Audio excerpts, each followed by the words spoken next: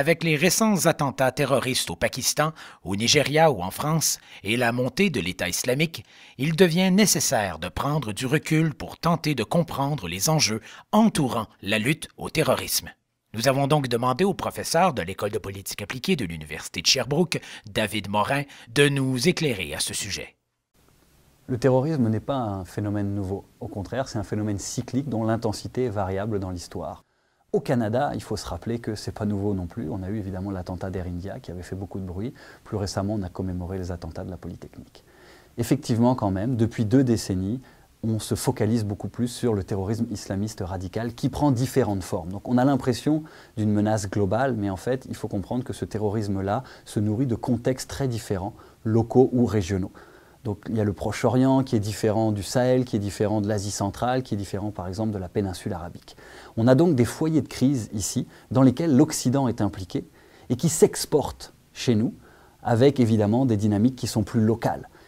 Et plus l'Occident s'implique, plus il devient une cible, ce qui est un peu paradoxal, et finalement plus on en parle, et là effectivement on a le terreau favorable au phénomène de radicalisation qui s'accentue dans une certaine mesure dans les pays occidentaux.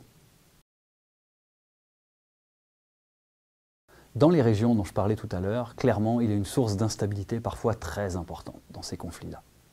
Chez nous, je dirais que le terrorisme ne représente pas une menace de défense au sens strict du terme, en ce sens qu'elle n'est pas susceptible de déstabiliser durablement nos institutions. Même le 11 septembre, finalement, qui était un attentat majeur, n'a pas déstabilisé les institutions américaines. Dans cette perspective-là, je pense que le terme de guerre au terrorisme, pour ce qui concerne l'Occident, n'est pas approprié. Si guerre il y avait, cette guerre, elle est déjà gagnée. Est-ce que ça signifie en revanche que la lutte au terrorisme est terminée? Non, absolument pas. Et malheureusement, fort à parier qu'il y aura d'autres attentats sur notre sol, puisque le risque zéro n'existe pas. Donc la question est de savoir quand est-ce qu'elle va se terminer, mais surtout quel est le prix que nous allons payer dans ce combat contre le terrorisme. Quel est le prix humain, évidemment, quel est le prix financier et quel est le prix aussi du point de vue de nos principes démocratiques, jusqu'à où on est prêt à sacrifier certains de ces principes démocratiques pour mener cette lutte-là.